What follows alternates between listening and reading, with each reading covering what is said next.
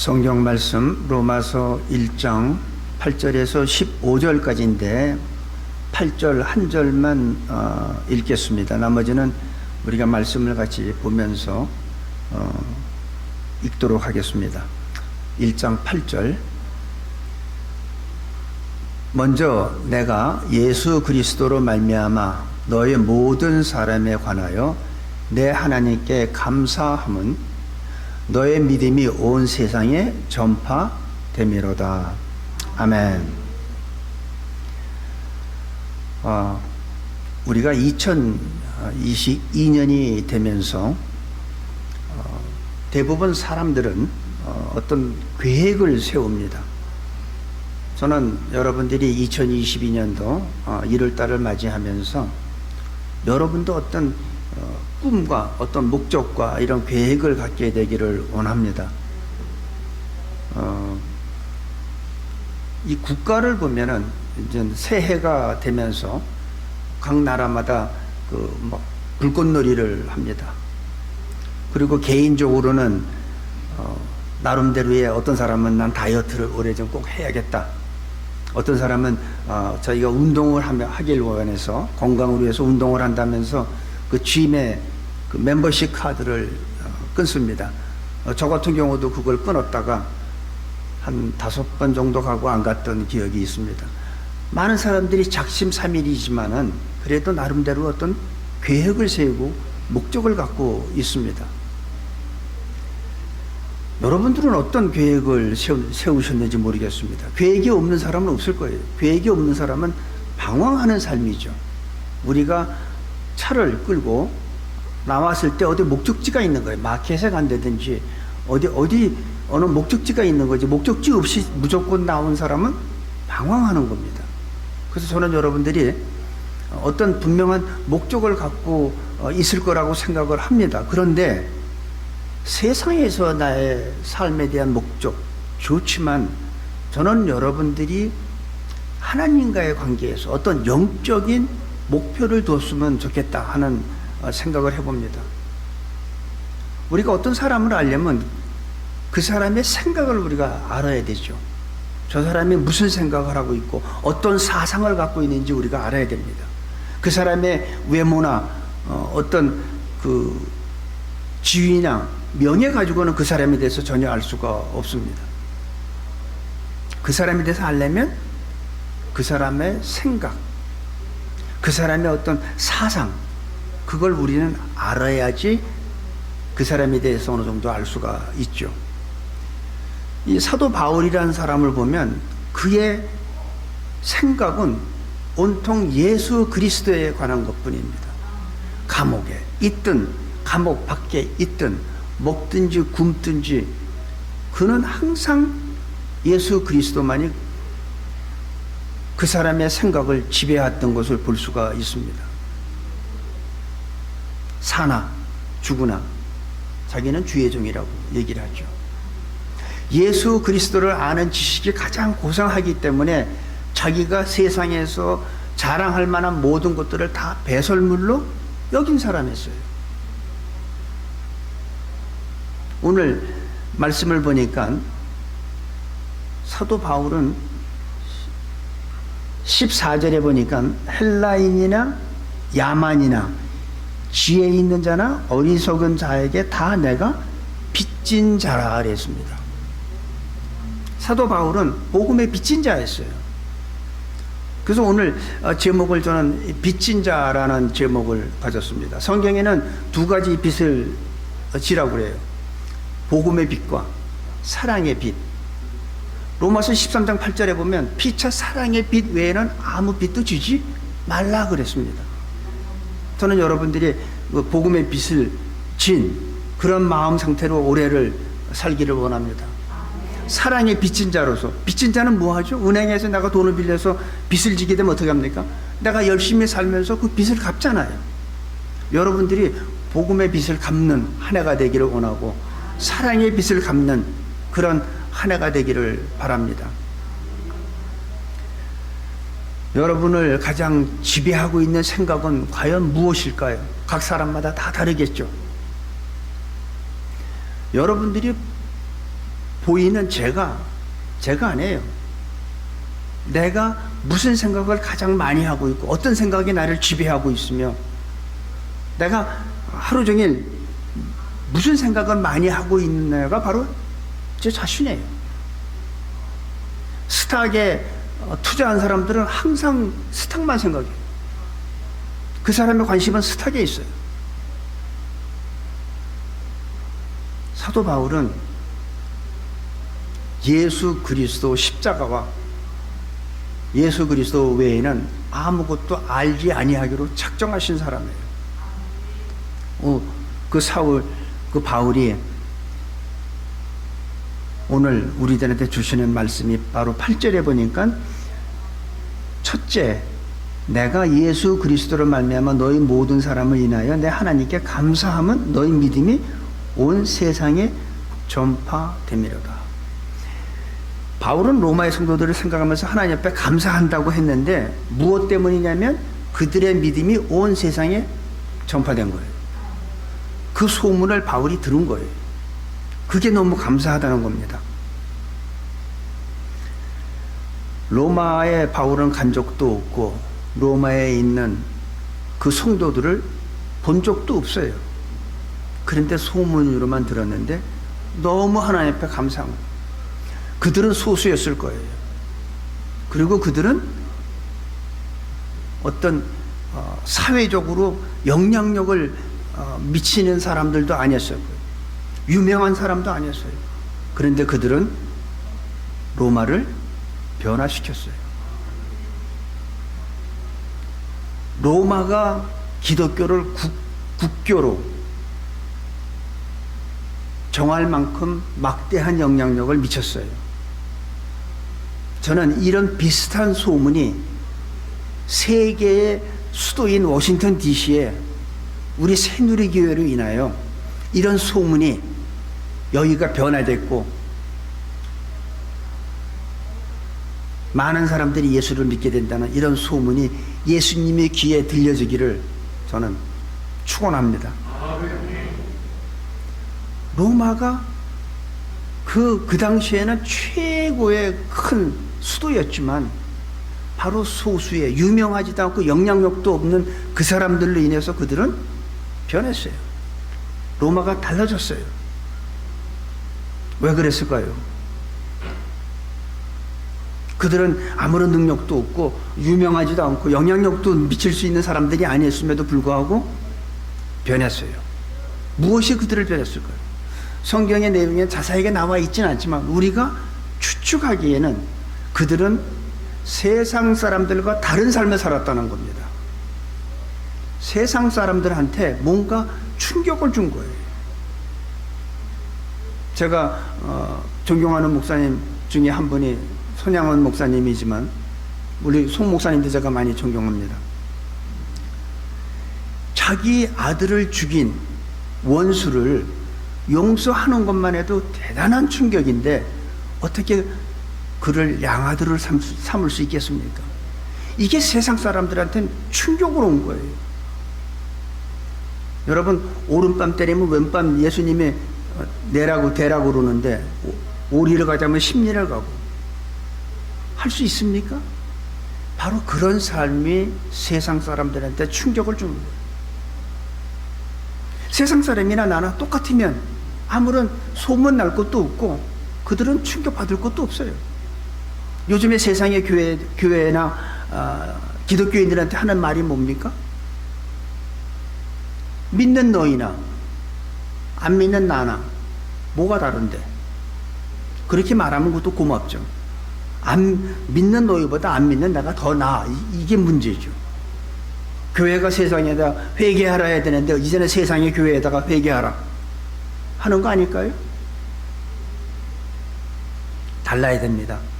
달라지지 않으면 변화도 없고 세상은 흔들림이 없어요. 이들은 제가 추측하기에는 분명히 다른 삶을 살았다는 겁니다. 그 삶이 그 사람들한테 충격을 줬고 그 충격으로 인해서 그들은 달라진 거예요.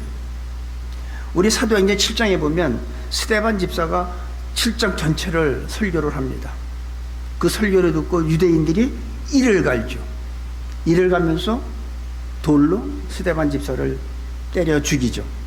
그때 바로 사도 바울이 사도 바울 되기 전에 예수 믿는 사람들을 잡아 죽이고 감옥에 가두고 그 당시에 바로 스데반 집사 앞에서 그 스데반의 옷을 들고 있었어요. 근데 스데반이 무슨 행동을 했습니까? 자기를 돌로 때려 죽이는 사람을 위해서 기도를 했어요. 아버지, 저들의 죄를 용서하라고. 저들이 무엇을 하는지 모르고 하는 거니까 저들을 용서해달라고. 여기에 사도 바울이 충격을 받은 거예요. 그래서 하나님이 종이 됐다고 저는 생각합니다.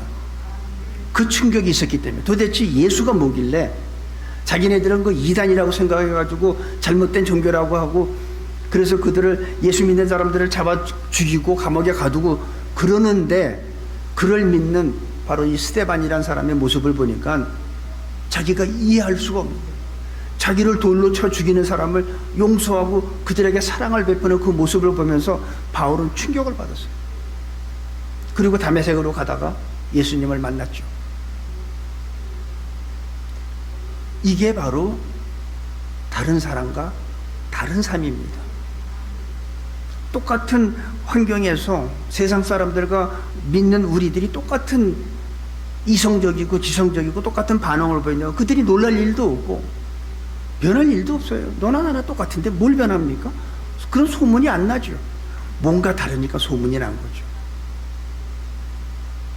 저는 이 지역에 있는 사람들이 우리 새누리교회 이름만 듣고선도 감사함이 넘치는 그런 교회가 되기를 원합니다. 그러기 위해서는 우리의 삶이 달라져야 돼요. 그래서 올해는 여러분들이 진짜 빚진 자의 마음으로 살아가시기 바랍니다. 여러 가지 여러분들 마음에 계획도 있겠지만 사랑의 빚진 자, 복음의 빚진 자로 살아갈 때에 분명히 이 지역도 로마에 소문났던 것 같이 이 지역도 소문이 날 거고, 그 소문은 예수님한테도 들려줄 줄로 믿습니다. 믿음의 질이 달라야 충격을 받습니다. 그러기 위해서는 우리의 생각이 달라야죠. 우리의 가치관이 달라야죠. 남을 손가락질 하면서 이 손가락은 남 가리키라고 있는 거 아니잖아요. 근데 우리는 남을 잘 가리키고 지적하고 비판하고 얼마나 많이 합니까? 우리는 하나님 앞에 1만 달란트를 탕감받은 자들인데 나한테 100데나리온 빚진 자를 갖다가 용납하지 못하고 용서하지 못하고, 그러면 하나님께서는 우리를 동일하게 똑같은 잣대로 우리도 하나님 앞에 가서 책망받을 줄로 저는 확신합니다. 생각이 다르고 가치관이 다르면 세상이 저는 충격받는다고 믿습니다. 생각이 다르면요, 소수의 사람이라 해도 영향력을 미치게 되어 있어요. 두세 사람이 예수님의 이름으로 모이면 그곳에는 기사와 이적이 일어난다고 생각합니다. 그러니까 세상 사람들이 놀라는 거예요. 9절부터 우리가 15절까지 잠깐 보면은, 내가 그의 아들의 복음 안에서 내 심령으로 섬기는 하나님이 나의 증인이 되시거니와 항상 내 기도에 쉬지 않고 너희를 말하며. 사도 바울은 로마를 가지도 않았고 그 사람들을 본 적도 없지만 하나님 앞에 쉬지 않고 항상 마음에 두고 기도했다는 거예요. 여러분, 우리 한번 생각해 봅시다. 우리가 기도를 해야 되잖아요. 근데 기도가 내 아내를 위해서, 내 남편을 위해서, 내 자녀를 위해서 기도하죠. 그런데 목사님을 위해서 기도 안 하죠. 하는 분도 있지만 왜 안 할까요? 사랑하지 않기 때문에. 마음은 있어. 내가 목사님을 위해서 기도해야 되는데 마음은 있는데 기도가 왜 잘 안 될까요? 사랑하지 않으니까. 마음만 있지 사랑하지 않으니까. 근데 사도 바울은 로마의 그 교인들을 한 번도 본 적이 없고 가보지도 않고 그 사람들을 만난 적도 없지만 그들을 사랑하는 마음이 있었습니다. 그래서 항상 마음에 푹 기도했던 거예요.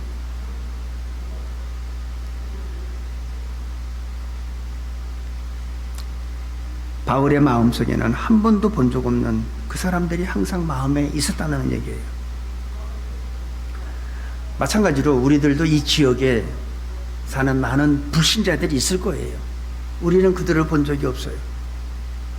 바울과 같이 보지 못했지만, 만난 적도 없지만, 우리들도 똑같이 이 지역에 사는 불신자들을 본 적은 없지만, 우리도 마음에 품고 기도를 하면 성령께서 분명히 도와주시고 예수님의 이름이 이 지역에 전파되면 저는 이 지역도 변화될 줄로 믿습니다. 우리 마음 가운데 이러한 믿음이 있기를 간절히 원합니다. 그리고 여기 15절에 보니까 그러므로 나는 할 수 있는 대로 로마에 있는 너희에게도 복음 전하기를 원하노라. 지금 이 사람들은 믿는 사람이에요. 이 사람들이 믿기 때문에 이 사람들한테 영향을 받아서 로마가 변화됐어요. 그런데 바울이 지금 무슨 얘기예요? 복음을 너희한테 가서 너희한테 복음을 다시 전하기를 원한다는 거예요. 이것이 우리가 한번 짚고 넘어갈 문제입니다. 내가 가서 다시 복음을 설명하기 원한다는 거예요. 여러분, 교회에서 가장 문제 있는 사람이 초신자일까요? 아니면 교회 다닌 지 오래된 사람일까요? 초신자는요, 하나님의 은혜가 너무 감사해서 문제를 안 일으켜. 그리고 어떻게든지 말씀대로 살라고 그래. 근데 오래된 사람들, 그 사람들이 저는 문제를 일으키는 게 아닌가 이렇게 생각을 해봅니다. 왜냐하면 오래 믿다 보면 처음에 하나님한테 그 받은 은혜, 그 감격이, 눈물이 다 말라요. 그리고 형식적이 돼버려요. 종교인이 돼버려요. 신앙인에서 종교인으로 자기도 모르는 사이에 바뀌어요. 은혜로, 하나님의 은혜로 내가 믿음으로 구원받았던 그 감사와 감격이 다 없어지고 어느새 나도 모르게 행위가 나오기 시작하고 율법주의가 되고 외식하기 시작하죠. 왜 그럴까요? 오래되다 보면 교회 생활이 너무 익숙해지는 거예요. 그러니까 감격이 없는 거예요. 하나님의 은혜는 시간이 지나도 그 감격과 그 감동이 유지가 돼야 돼요. 유지가 되지 않기 때문에 우리는 형식적인 신앙생활을 하는 거예요. 그리고 어떻게 생각합니까? 착각하죠. 나는 신앙생활을 잘한다고 착각하죠. 나 저거 다 알아. 저거 성경 어디에 있는 말씀이야. 거기다가 한 발 다 넣어서 자기는 남을 가르칠 수 있는 자격이 있다고 생각하죠. 왜 그럴까요? 착각을 한 거죠. 자기도 모르게 율법주의가 되고 행함을 강조하게 되고. 아닙니다. 10년, 20년, 30년이 돼도 하나님의 은혜예요. 그리고 하나님의 은혜를 생각하면 어떻게 감격이 안 될 수가 있습니까? 감격이 되죠. 여러분들이 무슨 하나님의 자녀로서 자격이 있어서 하나님의 자녀를 택했습니까? 아니에요. 제가 뭐 똑똑해서 하나님이 저를 목사로 쓰십니까? 아니에요. 그게 하나님의 은혜예요. 그러니까 저는 그 생각만 하면 감동이 되는 거예요. 이 감동을 계속 유지가 돼야 된다는 거예요. 근데 많은 사람들은 이게 자꾸 자신도 모르는 사이에 다 없어져 버려요. 다 메말라 버려요.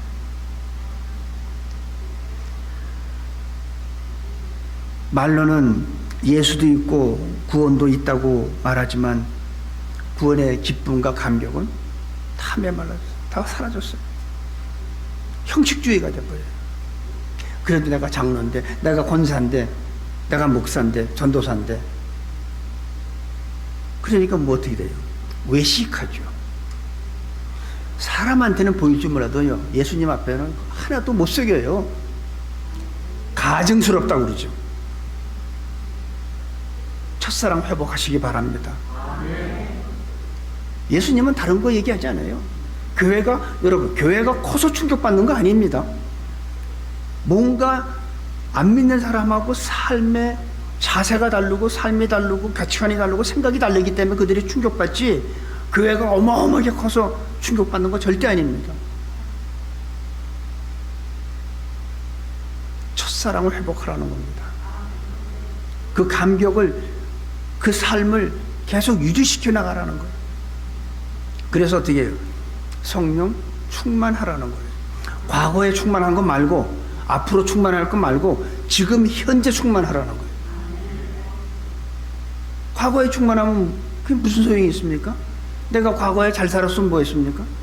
지금 내가 가난하면 가난한 거지. 우리가 운동하는 것도 보면 전반전에 아무리 내가 상대방한테 많은 점수를 내가 내도 후반전에 내가 더 많이 치면 난 지는 거예요. 과거 중요하지 않습니다. 지금 이 시간 주님은 우리한테 어떤 2022년도 1월 달을 맞이하면서 마음에 어떤 자세를 가지고 어떤 목적을 가지고 살아가겠느냐 하는 거예요. 우리가 선물, 여러분도 선물 싫어하는 사람 아무도 없죠. 선물은 내가 남한테 주기도 하고 다른 사람한테 내가 받기도 하죠. 선물은.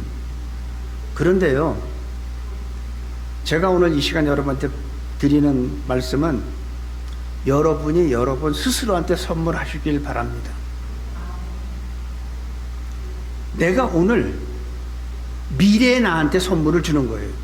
예를 들면 운동선수가 수영선수야.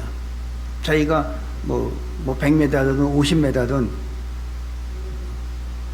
18초에 가든 20초에 가든 갔어. 자신과의 싸움에서 매일 그 목표를 세우고 자기의 기록을 갱신하겠다고 열심히 한 사람. 그래가지고 0.5초가 단축이 됐습니다. 그 사람은요, 올림픽 가서 금메달 딸 수가 있는 거예요. 그럼 그 금메달은 누가 준 거예요? 내가, 지금 현재 내가 미래의 나한테 주는 선물이라는 거죠. 그러기 위해서는 여러분들이 오늘 미래의 나한테 줄 선물을 작정하시고 계획을 세우시고 그대로 열심히 노력하다 보면 미래의 나한테 지금 현재의 내가 주는 선물을 여러분들은 받을 수가 있다고 저는 생각합니다. 오늘 우리들이 이 말씀을 나누면서 우리들은 어떤 생각을 하고 있을까요? 나는 믿음이 나는 신앙생활 잘한다고 생각하고 난 믿음이 좋다고 생각합니까? 난 다른 사람을 가르칠 수가 있다고, 그럴 자격이 있다고 생각하십니까? 우리들도 복음을 새로 들어야 돼요. 새로 들어야 돼요. 내가 아무리 알고 있어도 내 마음에 감격이 없고 감사가 없고 눈물이 없다면 나는 새로 복음을 들어야 돼요.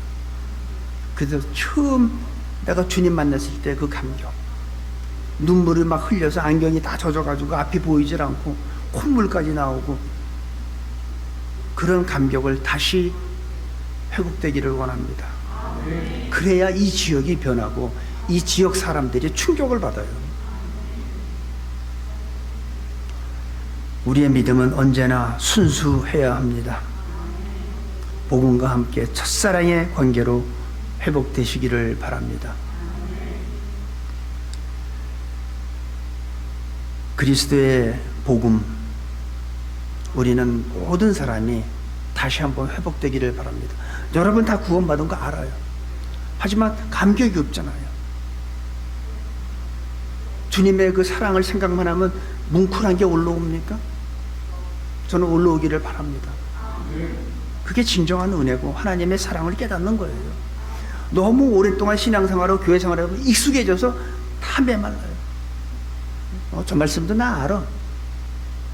저것도 알아. 몇 장 몇 절에 있는 말씀이야. 그건 아는 거지. 빚진 자의 마음이 아니에요. 주님의 일을 하는 사람은 세상에 많습니다. 어떤 선교단체에서 하시는 분도 있고 목회하시는 분도 있고 선교지에 나가 계신 분도 있고 주님의 일을 하는 사람은 많은데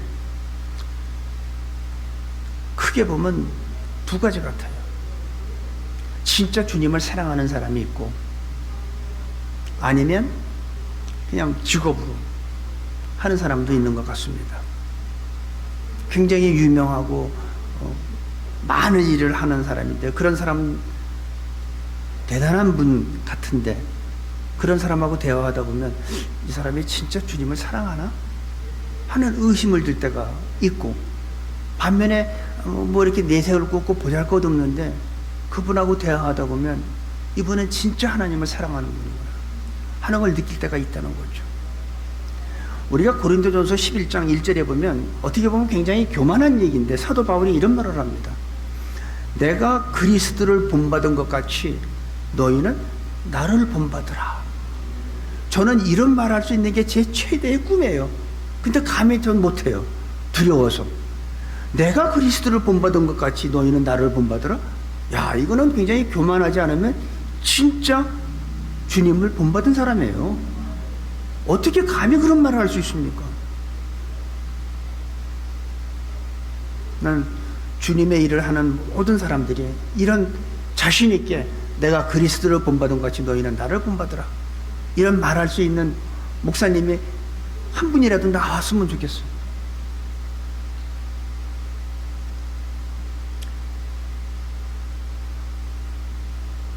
반면에 어떤 사람을 보면 정말 주님을 신실하게 사랑하는, 저는 송 목사님을 만난 걸 굉장히 저는 영광이고 축복이라고 생각합니다.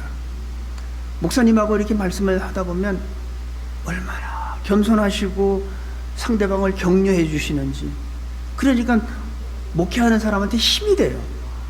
저는 송 목사님이 아무것도 안 하시고 그냥 앉아만 계셔도 그게 큰 용기가 되고 힘이 되는 거죠.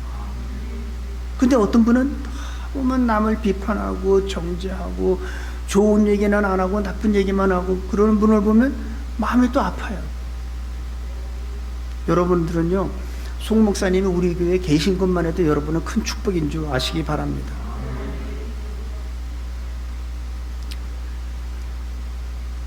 주님을 사랑하는 사람은 어딘가 달라야 합니다. 우리 새누리교회와 우리들은 달라야 합니다. 남들하고 똑같아서는 소문도 나지도 않고 복음도 전할 수가 없어요. 여러분, 우리가 복음 전하려고 그러면 세상 사람하고 삶이 똑같아. 근데 우리가 복음 전하면 뭐라 그래요? 됐네, 이 사람아, 자네는 열심히 믿게. 나는 예수 안 믿어도 자네보다 나아. 이런 소리 혹시 들어본 적 없습니까? 그래서 진정 복음을 방해하는 거는 예수 믿는다는 사람들, 교회 다니는 사람들이 아닌가 이렇게 생각을 합니다. 왜? 삶이 세상 사람하고 똑같기 때문에. 세상 사람하고 똑같은데 그들이 뭘 볼 게 있고 뭐가 변할 게 있습니까? 너나 나나 똑같은데. 소문 안 나요. 복음 안 받아요, 그들은요. 안 믿어도 너보다는 안 돼, 내가. 왜 믿겠습니까? 새누리교회를 통해 이 지역이 변화되는 하나님의 축복이 있게 되기를, 새해 1월달을 지나기 전에 여러분들 마음속에 나는 복음의 빚진 자다, 나는 사랑의 빚진 자다, 1년 동안 나는 이 빚을 갚으며 살겠다고 다짐하는 여러분들이 되시기를 예수님의 이름으로 축복합니다. 아버지 하나님, 사도 바울은 복음의 빚진 자로 살았습니다.